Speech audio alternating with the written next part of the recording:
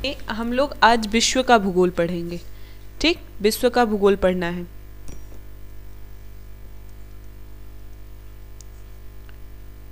विश्व का भूगोल, ठीक है।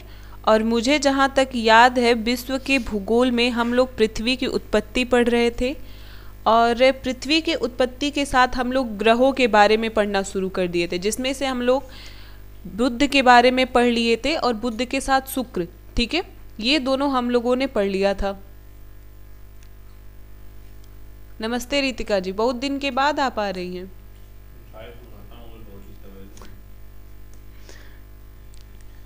चलिए,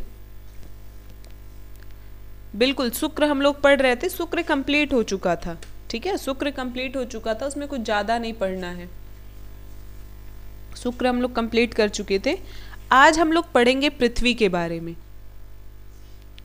पृथ्वी के बारे में पढ़ेंगे, ठीक है।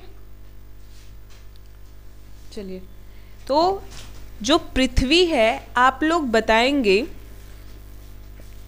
अच्छा, नाक डुबाई थी रितिका मिठाई में अच्छी बात है। बताएंगे आप लोग पृथ्वी के बारे में कि पृथ्वी आकार में कौन से नंबर का ग्रह है, आकार में पृथ्वी कौन से स्थान पर आता है। बिल्कुल, आकार में पृथ्वी किस स्थान पर आता है, तीसरे स्थान पर आता है, ठीक है, तीसरे स्थान पर आता है, तीसरे स्थान पर आता है, ठीक। ये इसलिए आप लोग को जानना जरूरी है क्योंकि ऐसे डायरेक्ट उठा करके पूछा जा सकता है, ठीक है, डायरेक्ट उठा करके पूछा जा सकता है। ओह, गलत हो गया भाई, आकार में तीसरा नहीं है, आकार में पांचवा है। आकार में कैसे तीसरा होगा, आकार में पांचवा ग्रह है, ठीक है, लिखवाए होंगे, देखिएगा आप लोग, आकार में पांचवा है। और अगर हम कहें कि सूर्य की परिक्रमा करने के आधार पर ये तीसरे नंबर पर आता है, ठीक है, परिक्रमा के आधार पर अगर हम देखें, परिक्रमा के आधार पर, तब ये तीसरे स्थान पर आता है, परिक्रमा के आधार पर ये तीसरे स्थान पर आता है, ठीक है। आप लोग को पढ़ाया गया था आकार में पहले क्या आएगा, पहले आपका बृहस्पति है, ठीक है, बृहस्पति के बाद कौन आ जाएगा, शनि आ जाएगा, शनि के बाद कौन रहेगा, शनि के बाद अरुण रहेगा और फिर वरुण रहेगा, ठीक है, शनि अरुण वरुण। और इसके बाद लिखवाया गया था आप लोगों को, फिर आता है पृथ्वी, फिर आता है शुक्र, पृथ्वी आता है, फिर शुक्र आता है, और शुक्र के बाद मंगल होता है, और मंगल के बाद क्या आएगा, बुध आएगा, ठीक है।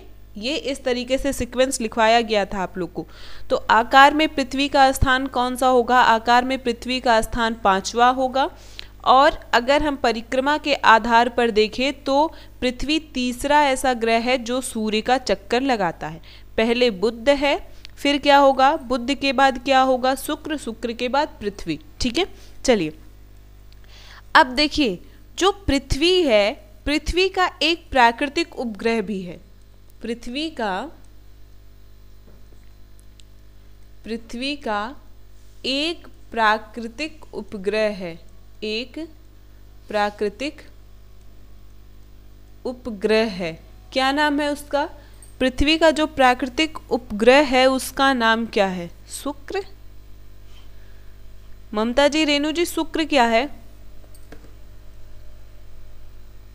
अच्छा चंद्रमा, ठीक है, बिल्कुल, क्या होगा, चंद्रमा होगा, ठीक है, चंद्रमा होगा। और सर शिकायत कर रहे थे कि आप लोग को ये भी नहीं पता है कि प्रधानमंत्री का चुनाव कैसे होता है, पढ़ाया नहीं गया आप लोग को, सेमेस्टर से ही चिल्ला चिल्ला के पढ़ाते हैं, सेमेस्टर में ही एकदम अच्छे से डिटेल में बताए थे कि प्रधानमंत्री का चुनाव कैसे होता है, कैसे राष्ट्रपति का चुनाव होता है, सारी प्रोसेस मैंने अच्छे से समझा रखी है, लेकिन आप लोगों को समझ नहीं आता है।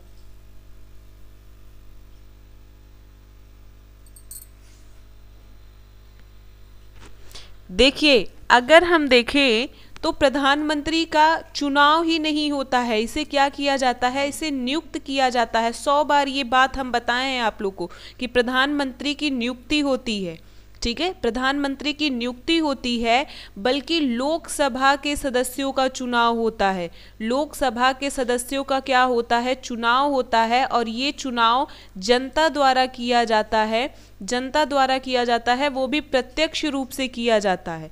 जनता द्वारा प्रत्यक्ष रूप से किया जाता है। ठीक है, और इसमें क्या होता है कि जिसकी सदस्य संख्या अधिक रहेगी, जिसके पास बहुमत रहेगा, जिसके पास बहुमत रहेगा, उसी के किसी एक मेंबर को, जिसकी वो सरकार रहेगी, वो जिसको कहेंगे कि हाँ इन्हीं को बनाना है, उन्हीं को राष्ट्रपति प्रधानमंत्री नियुक्त कर देता है। ठीक है, क्या कमेंट्स देखे रूबी जी, रेनू जी, क्या कमेंट्स देखे? अच्छा, झूठ बोले हैं सर,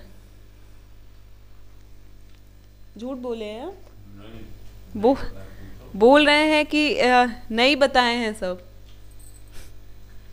ठीक है, अगर बताएं तो बहुत अच्छी बात है, पढ़ा करिए, सारी चीज़ें आप लोग को पढ़ाई गई हैं। ठीक है, चाहे टेट के क्लास में हो, चाहे फिर आपके सेमेस्टर के क्लास में हो। चलिए, तो ये हो गया कि पृथ्वी का जो एक प्राकृतिक उपग्रह है वो कौन है? चंद्रमा है। अच्छा, ठीक है, बहुत अच्छी बात है मानसी, सब बताओ तो बहुत अच्छी बात है। देखिए, अब बताएंगे आप लोग कि पृथ्वी जो है वो अपने अक्ष पर कितने अंश झुकी है। पृथ्वी अपने अक्ष पर कितने अंश झुकी है? कितने अंश झुकी है? 23.5 अंश। बिल्कुल, कितने अंश झुकी है? 23.5 अंश झुकी है। 23.5 अंश झुकी है। ठीक है, और कितने अंश का कोण बनाती है? कितने अंश का कोण बनाती है? कोण बनाती है 66.5 अंश का। कोण बनाती है 66.5 अंश का। ठीक है, बिल्कुल, और आपको पता होना चाहिए यही इस झुकाव के कारण ही, इसी झुकाव के कारण ही जब हम पृथ्वी का कोई भी स्ट्रक्चर देखते हैं, अक्षांश रेखाओं को देखते हैं ना, तो हमेशा 23.5 या ऐसे हाफ कुछ ना कुछ लगा करके जरूर देखते हैं। ठीक है, जैसे हमें पता है कि पृथ्वी की कर्क रेखा कितने अंश कहलाती है? पृथ्वी की कर्क रेखा कितने अंश होती है? पृथ्वी की कर्क रेखा कितने अंश है और पृथ्वी की मकर रेखा कितने अंश है? नॉर्थ साउथ लिख करके भेजा करिए, कर्क मकर दोनों पूछे हैं हम। कर्क रेखा कितने अंश है और मकर रेखा कितने अंश है? कर्क रेखा कितने अंश है? 23.5 अंश नॉर्थ है, और मकर रेखा कितने अंश है? 23.5 अंश साउथ है। ठीक है, इसी पृथ्वी के 23.5 अंश के झुकाव के कारण ही हम ये 23.5 लेकर के चलते हैं। ठीक है, ये जो हाफ हम ऐड करते हैं मात्र इस झुकाव के कारण करते हैं। समझ में आया? तो कितने अंश का कोण बनाती है? 66.5 अंश का कोण बनाती है। 2 क्वेश्चन आपके यहाँ से बन सकते हैं, और यही नॉर्मल क्वेश्चन लोग पढ़ करके नहीं जाते हैं, जो एग्जाम में आपके गलत हो जाते हैं अक्सर। ठीक है, चलिए, दूसरी चीज आप जानेंगे कि जो ये 23.5 अंश का झुकाव है, ठीक है, 23.5 अंश का जो झुकाव है पृथ्वी पर, ये सबसे बड़ा एक कारण होता है ऋतु परिवर्तन का। किसका कारण होता है? ऋतु परिवर्तन का एक सबसे बड़ा ये कारण होता है। ठीक है, ऋतु परिवर्तन का एक सबसे बड़ा ये क्या होता है? कारण होता है। ठीक, दूसरी चीज आप लोग जानेंगे कि पृथ्वी को नीला ग्रह भी कहते हैं।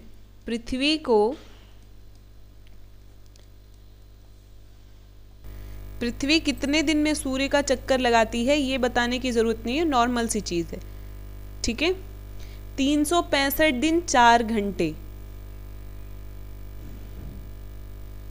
सॉरी 4 घंटे नहीं 6 घंटे होना चाहिए था। 365 दिन 6 घंटे होता है। 6 घंटे भी एग्जैक्ट नहीं होता, 5 घंटे समथिंग होता है। ठीक है, तो वो लगभग 6 घंटा होता है। समझ में आया? बिल्कुल बिल्कुल रेनू जी, हो गया। तो पृथ्वी को नीला ग्रह भी कहते हैं। पानी की कितनी प्रतिशत है? पानी 70.8% है, और लैंड कितना है? 29.2% है। ठीक है, तो ये हमारा हो गया पृथ्वी के बारे में। अब पृथ्वी के बाद हम लोग पढ़ेंगे मंगल ग्रह के बारे में। मंगल ग्रह, हेडिंग डाल दीजिए, मंगल ग्रह, ठीक है। मंगल ग्रह, यह सबसे पहले जानिए, यह सूर्य का जो चक्कर है, सूर्य का चक्कर, सूर्य का चक्कर ये कितने दिन में लगाती है? सूर्य का चक्कर ये कितने दिन में लगाती है? सूर्य का चक्कर ये लगाती है 687 दिन में। कितने दिन में लगाती है? 687 दिन में, ठीक है, 687 दिन में लगाती है। और यह आकार में यह आकार में कितने नंबर का ग्रह है? यह आकार में अगर हम देखें तो 7वें नंबर का ग्रह होता है, ठीक है, 7वें नंबर का ग्रह होता है। लिखवाने की जरूरत नहीं है, एक बार बता दिया गया है, ठीक है। इसे हम लाल ग्रह भी कहते हैं। किस ग्रह के नाम से जानते हैं? लाल ग्रह भी कहते हैं, लाल ग्रह कहते हैं। क्यों कहते हैं? क्योंकि हमें पता है कि इस पर फेरस ऑक्साइड की अधिकता है। किसकी अधिकता है? फेरस ऑक्साइड की अधिकता है। फेरस ऑक्साइड क्या होता है? एक तरीके से ये लोहा होता है और आयरन होता है, ठीक है, आयरन होता है। और हमें पता है कि जब हम आयरन को ऐसे छोड़ देते हैं पानी के साथ, ठीक है, थोड़ा सा उस पर अगर वो गीला है, उस पर अगर थोड़ा सा लिक्विड लगा हुआ है पानी का, तो वो ऑक्सीजन से मिल करके क्या करता है? अपना रंग बदल देता है, जंग लग जाता है। बिल्कुल रेणु जी, क्या होता है? जंग लग जाता है, जिसकी वजह से वो लाल रंग का दिखाई पड़ता है, ठीक है, लाल रंग का हो जाता है। तो मंगल, आप लोग सुने होंगे कि मंगल पर पानी मिला है, ठीक है, बिल्कुल हल्का फुल्का वहाँ पे पानी की मात्रा है। क्यों? क्योंकि वहाँ पर जो फेरस ऑक्साइड पाया जाता है वो उसी से मिल करके, उसी ऑक्सीजन और जल से मिल करके अपना रंग बदल करके पूरे मंगल ग्रह को लाल दिखाता है। समझ में आया? समझ में आया? तो आप लोग को हम बताएं, देखिए बहुत कॉमन सा सेंस इसमें लगाने वाली बात है कि जब ये लाल रंग का दिखाई पड़ रहा है, मीन्स वहाँ पे जो फेरस ऑक्साइड है उसमें रिएक्शन हो रहा है। रिएक्शन होने के लिए दो चीज़ की ज़रूरत होती है, H2O मीन्स वाटर और O2 मतलब ऑक्सीजन, ठीक है। यानी कि मंगल ग्रह पे वाटर भी है और ऑक्सीजन भी है। तो जब वाटर एंड ऑक्सीजन दोनों है वहाँ पर, तो वहाँ पर जीवन संभव होगा, वहाँ पर जीवन क्या होगा? संभव हो सकता है। समझ में आ रहा है? ठीक है, चलिए, बहुत अच्छी बात है। नेक्स्ट पॉइंट आप जानेंगे कि जो सौर्य मंडल है हमारा, सौर्य मंडल, सौर्य मंडल का सर्वोच्च पर्वत यानी कि पूरे 8 ग्रहों को मिला करके जो सबसे ऊंचा पर्वत है उसका नाम क्या है? उसका नाम है निक्स ओलंपिया,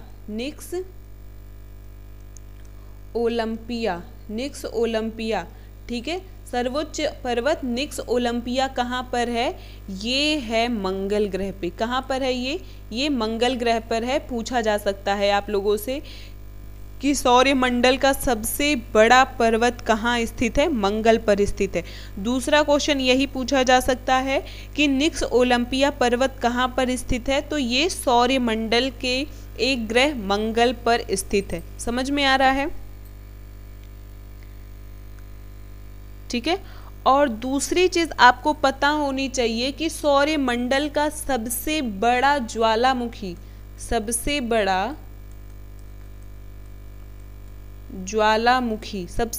ज्वालामुखी क्या नाम है उसका? उसका नाम है ओलंपस मेसी, ठीक है, ओलंपस मेसी। ये भी कहाँ पर स्थित है? ये भी स्थित है मंगल पर। कहाँ स्थित है? मंगल पर स्थित है, ठीक है। तो ये दोनों क्वेश्चन आपके पूछे जा सकते हैं, नोट कर लीजिए, याद रखिएगा इसको, ओलंपस मेसी, ठीक है। चलिए, इसीलिए देखिए हमेशा क्या होता है कि मंगल ग्रह पर हमेशा वहाँ पर लोग अपने सैटेलाइट भेजते रहते हैं कि अगर वहाँ पर जीवन की संभावना होगी तो जो हमारी जनसंख्या वृद्धि हो रही है ना, हम 2-4 ठो वहीं भेज देंगे। और आप लोग भी बदमाशी करेंगे तो ले जाके मंगल पर पहुँचा दिया जाएगा। समझ में आया?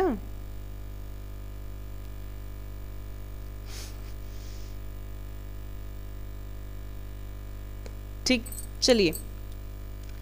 और देखिए मंगल के पास 2 प्राकृतिक उपग्रह हैं। मजा आएगा, मंगल मंगल वहीं पर करेंगे, कुछ नहीं मजा आएगा। जाना चाहते, ठीक है जाइए। तो मंगल के पास 2 प्राकृतिक उपग्रह है। कितने प्राकृतिक उपग्रह हैं? 2 प्राकृतिक उपग्रह हैं। क्या नाम है उसका? 2 प्राकृतिक उपग्रह हैं, बिल्कुल। एक का नाम है फोबोस, फोबोस, और दूसरे का नाम है डिमोस। फोबोस और डिमोस, ठीक है, फोबोस और डिमोस। और पता होना चाहिए कि जो डिमोस है ये सबसे छोटा उपग्रह है, यानी कि कह सकते हैं कि सौर्य मंडल का सबसे छोटा उपग्रह, सौर्य मंडल का, अच्छा 2 बार मंडल मंडल लिखा गया, सौर्य मंडल का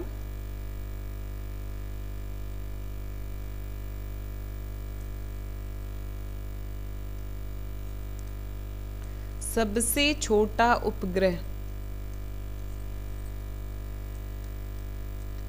सबसे छोटा उपग्रह, ठीक है, बहुत ज़्यादा इम्पोर्टेंट है।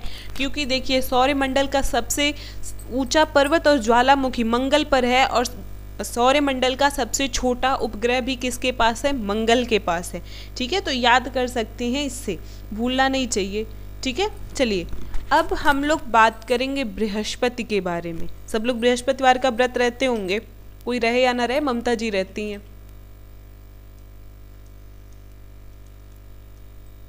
बृहस्पति ग्रह, अच्छा रेणु जी भी रहती हैं। बृहस्पति ग्रह के बारे में बात करेंगे।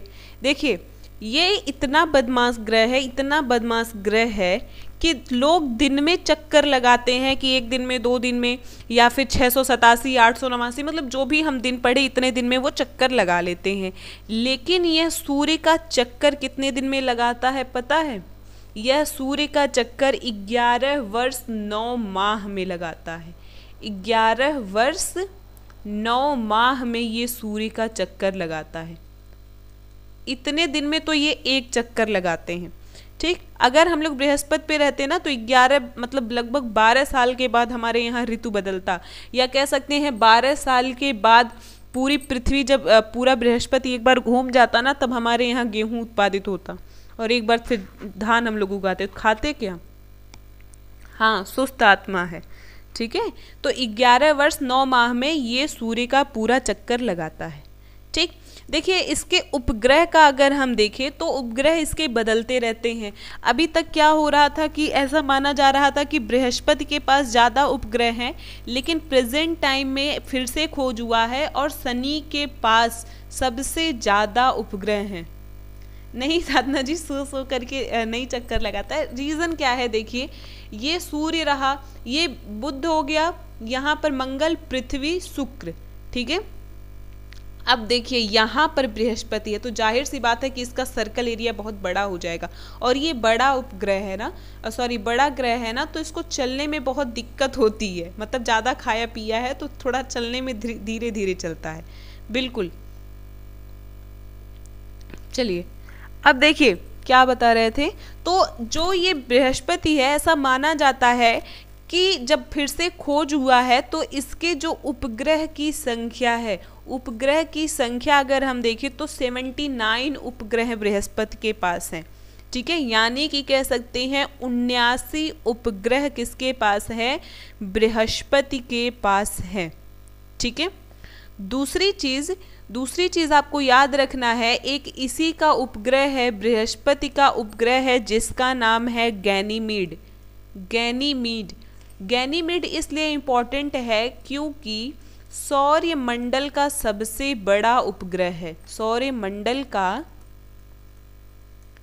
सबसे बड़ा उपग्रह, सौर्य मंडल का सबसे बड़ा उपग्रह है। समझ में आया? गैनीमीड, ठीक है, बिल्कुल ठीक। दूसरी चीज आपको ये याद रखना है कि बृहस्पति पर ही ग्रेट रेड स्पॉट पाया जाता है। क्या पाया जाता है? ग्रेट रेड स्पॉट पाया जाता है। ये क्या है, तो हम कह सकते हैं महान लाल धब्बा, ठीक है, या हम इसको शॉर्ट में लिख सकते हैं बड़ा लाल धब्बा, बड़ा लाल धब्बा। ये दिखाई पड़ता है बृहस्पति पर। ऐसा माना जाता है कि वो जो बृहस्पति का वो एरिया है वो बहुत ही ज़्यादा गड्ढा हो सकता है, ठीक है। तो ये डायरेक्ट पूछा जा सकता है ग्रेट रेड स्पॉट कहाँ पर है, तो ये बृहस्पति पर है। कहाँ पर है, बृहस्पति पर है, ठीक है। दूसरी चीज आपको याद रखना है कि बृहस्पति को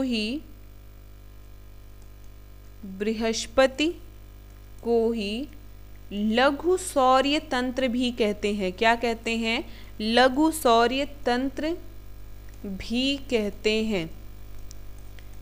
ये क्या होता है लघु सौर्य तंत्र, यानी कि छोटा ये सूर्य के प्रकाश को रखने वाला एक ग्रह है। क्यों, क्योंकि इसके पास स्वयं की प्रकाश है, स्वयं की ऊर्जा है, क्योंकि इसके पास स्वयं का प्रकाश है, स्वयं का प्रकाश है, ठीक है। समझ में आया?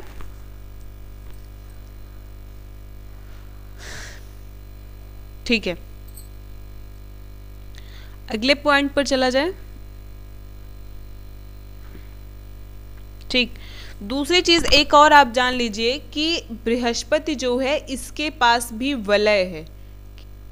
क्या है, वलय है। हम बता दे रहे हैं क्या हो रहा है। जैसे मान लीजिए कि ये बृहस्पति है, घूम रहा है ना, तो आप लोग को बताए थे कि जो बृहस्पति है, शनि है, अरुण है और वरुण है, ये गैसीय ग्रह हैं। गैस क्या होता है, मतलब ये गैस से बने हुए ग्रह हैं। तो जब गैस ऊपर उठता है ना, तो आपको पता होगा कि जब उसमें थोड़ा पोल्यूशन मिलता है या थोड़े धूल कण मिलते हैं तो वो हमें दिखाई पड़ता है।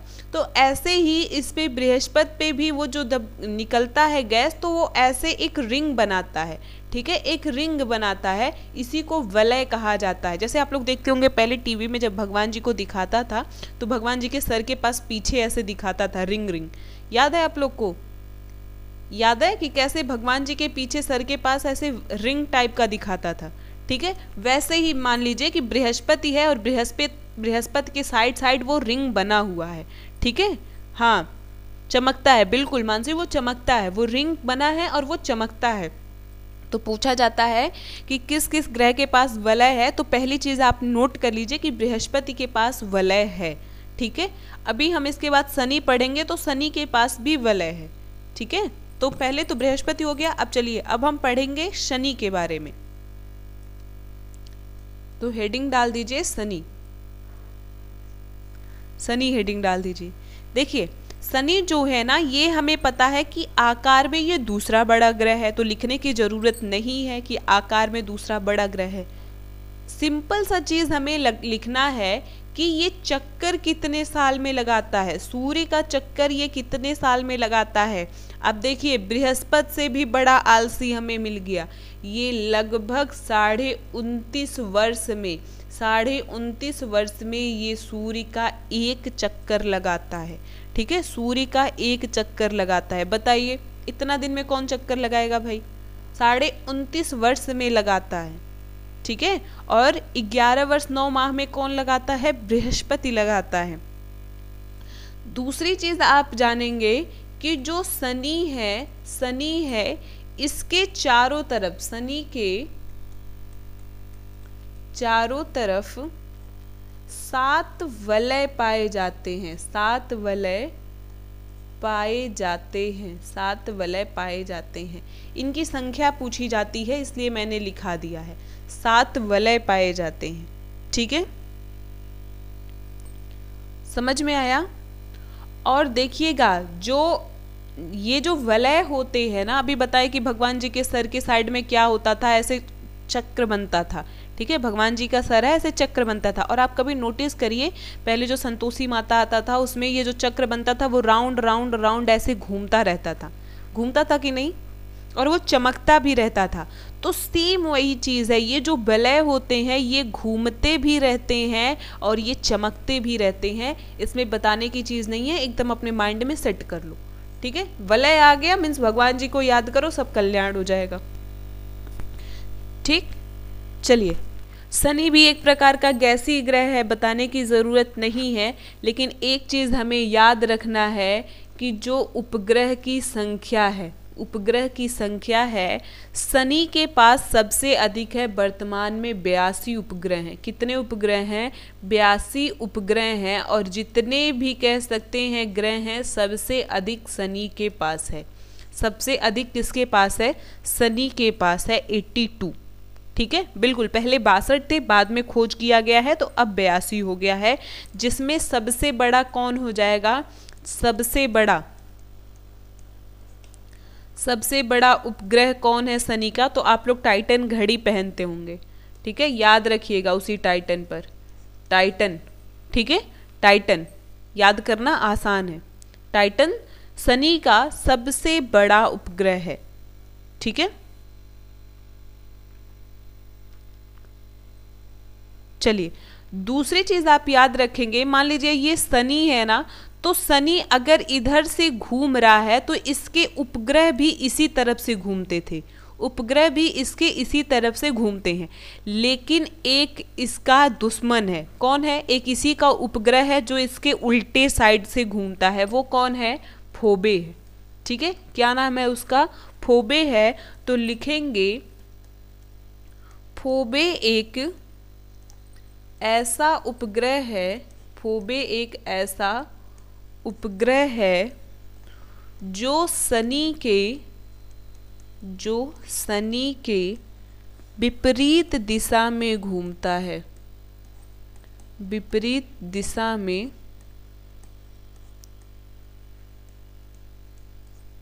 घूमता है, ठीक है। हो गया। अब पहले बता दीजिए जिसको यहां तक समझ में नहीं आया हो। अब हम लोग पढ़ेंगे किसके बारे में? अरुण के बारे में, ठीक है। अरुण के बारे में पढ़ा जाएगा। तो हेडिंग डालिए अरुण।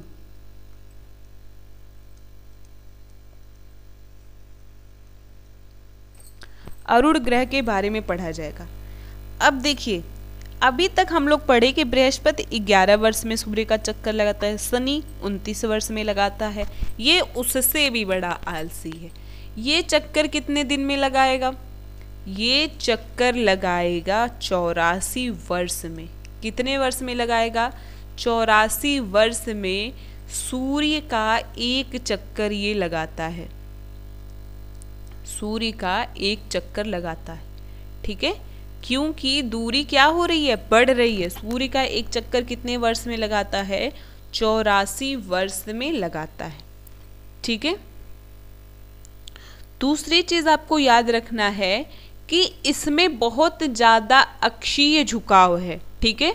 अक्षीय झुकाव बहुत ज्यादा है। लिखिए, अत्यधिक अक्षीय झुकाव के कारण, अत्यधिक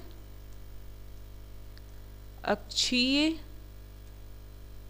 झुकाव के कारण इसे लेटा ग्रह कहते हैं, इसे लेटा हुआ ग्रह कहते हैं, लेटा हुआ ग्रह कहते हैं। अक्षीय झुकाव मतलब समझ रहे हैं? कभी आप लोग लट्टू नचाए हैं तो लट्टू जब नाचता है ना, कभी आप लोग नोटिस किया करिए, जब लट्टू नाचता है तो उसका एक ध्रुव पहले आपको यहाँ दिखेगा, ठीक है। लेकिन धीरे धीरे क्या होता है, ये नाचते नाचते जैसे रुकने वाला होता है तो ऐसे हो जाता है और उसका ध्रुव यहाँ पर आ जाता है, ठीक है। तो यही कंडीशन है। जो अरुण है ना, वो सीधे ऐसे नहीं घूमता है। जब सीधा घूमता तो एक अक्ष यहाँ पर बनता और एक अक्ष यहाँ पर बनता, मतलब ये सीधा घूम रहा है। और ये घूमता कैसे है? बहुत ज़्यादा लेटा हुआ। इसका एक अक्ष यहाँ पर बनता है और एक अक्ष यहाँ पर बनता है, तो एकदम बिल्कुल ये लेटा हुआ है, इसीलिए इसे हम क्या कहते हैं? लेटा हुआ ग्रह कहते हैं। और पृथ्वी कितना लेटती है? 23.5 अंश झुकती है, सिर्फ इतना झुकती है, ठीक है। ये रहा बीच का और इतना सिर्फ झुकती है, ये वाला झुकाव होता है पृथ्वी का। लेकिन अरुण का सबसे ज़्यादा झुकाव होता है। ठीक है, इसीलिए इसे हम क्या कहते हैं, लेटा हुआ ग्रह कहते हैं। अच्छी झुकाव समझ में आ गया, मतलब जो अक्ष है वो स्ट्रेट नहीं रहेगा, वो किनारे एकदम चला जाता है, जैसे लट्टू रुकने वाला होता है उस तरीके से वो आ जाता है। ठीक है, चलिए दूसरी चीज़ हम जानेंगे कि यहाँ पर मीथेन की अधिकता है। कौन से गैस की अधिकता है, मीथेन गैस की अधिकता है। ठीक है, मीथेन गैस की अधिकता है। और मीथेन कैसा होता है, मीथेन गैस जो है ना ये ठंडा होता है। कैसा होता है, ठंडा होता है, इसलिए अरुण भी ठंडा है। और मीथेन गैस किस रंग का होता है, हरे रंग का होता है, हरे रंग का होता है। इसीलिए जो अरुण है इसे हरा ग्रह कहते हैं। इसे क्या कहते हैं, हरा ग्रह कहते हैं, क्योंकि मीथेन की उस पर क्या है, अधिकता है। समझ में आया। जब आप इसको दूरदर्शी से देखेंगे ना, दूरबीन से, तो ये हरे रंग का दिखाई पड़ेगा। और इस पे भी क्या पाया जाता है, इस पे भी वलय पाया जाता है। और कितने वलय हैं, 5 वलय हैं। कितने वलय हैं, 5 वलय हैं। ठीक है, प्राकृतिक उपग्रह कितने हैं, प्राकृतिक उपग्रह कितने हैं, अरुण के प्राकृतिक उपग्रहों की संख्या 27 है। कितनी है, 27 है। समझ में आ गया।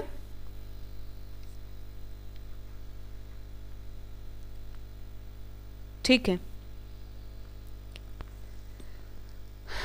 27 इनकी संख्या है।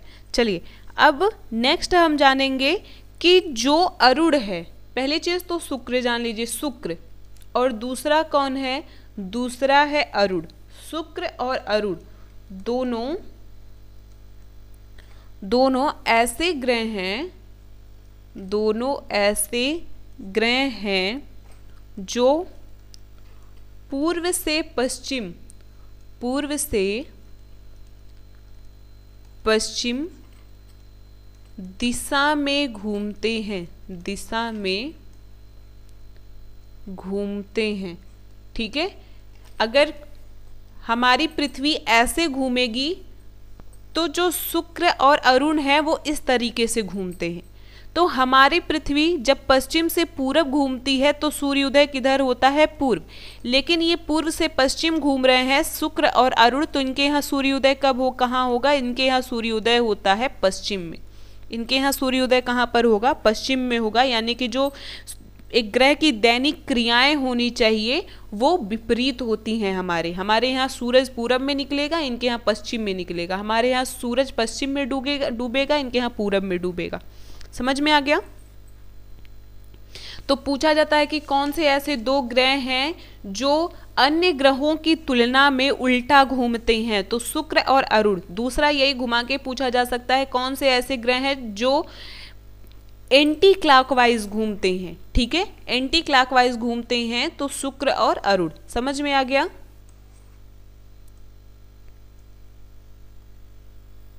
ठीक है, चलिए अब लास्ट हम लोग पढ़ लेते हैं वरुण के बारे में। लास्ट हम पढ़ लेते हैं वरुण के बारे में। ठीक है, अब देखिए वरुण उससे भी ज़्यादा आलसी। जितना ये दूर हम जा रहे हैं, चक्कर लगाने का जो समय है वो बढ़ रहा है। ये कितने वर्ष में लगाता है, 165 वर्ष में। 165 वर्ष में सूर्य का एक चक्कर लगाता है, सूर्य का एक चक्कर लगाता है। ठीक है, समझ में आया। इसके कितने उपग्रह हैं, तो इनके उपग्रहों की संख्या कितनी है, 13 उपग्रह हैं, जिसमें 2 प्रमुख हैं। एक का नाम है ट्रिटान, और दूसरे का नाम है मेरिड। नाम देकर के पूछा जा सकता है किसके उपग्रह हैं। जो इंपॉर्टेंट है वो लिखवाया जा रहा है। ठीक है, हो गया। चलिए, तो ये हमारा पूरा हो गया वायुमंडल, ये हमारा पूरा हो गया सौरमंडल। अब हम कल की क्लास में देखेंगे पृथ्वी की गतियाँ। ठीक है, कल हमें क्या पढ़ना है, कल हमें पढ़ना है पृथ्वी की गतियाँ मतलब पृथ्वी कितने तरह से गति करती है। ठीक है, जो वार्षिक गति होती है, जो दैनिक गति होती है, इसी में हम सूर्य ग्रहण भी पढ़ेंगे, चंद्र ग्रहण भी पढ़ेंगे, सारी चीज़ें। ठीक है, एक पॉइंट आप पृथ्वी के बारे में ऐड कर लीजिए, एक पॉइंट पृथ्वी के बारे में ऐड कर लीजिए जो बहुत ही ज़्यादा ज़रूरी है। पहली चीज़ तो पृथ्वी की त्रिज्या आप लोग ऐड कर लीजिए कि पृथ्वी की त्रिज्या कितनी है। त्रिज्या मतलब जानते हैं ना क्या होता है, व्यास और त्रिज्या। त्रिज्या क्या होता है, केंद्र से एक साइड की जो दूरी होती है, बिल्कुल रेडियस हम कहते हैं त्रिज्या। तो पृथ्वी की त्रिज्या कितनी है, इसकी त्रिज्या है 6371 किलोमीटर। ठीक है, 6371 किलोमीटर पृथ्वी की त्रिज्या है। इम्पॉर्टेंट है, एग्जाम में क्वेश्चन बन सकता है। दूसरी चीज़, दूसरा पॉइंट ये आपको नोट करना है, नोट करके लिख लीजिए। देखिए जब पृथ्वी बना ना तो इस पर ऑक्सीजन नहीं था, लेकिन एक साइनोबैक्टीरिया होता है, साइनोबैक्टीरिया, साइनोबैक्टीरिया, साइनोबैक्टीरिया के कारण, साइनोबैक्टीरिया के कारण पहली बार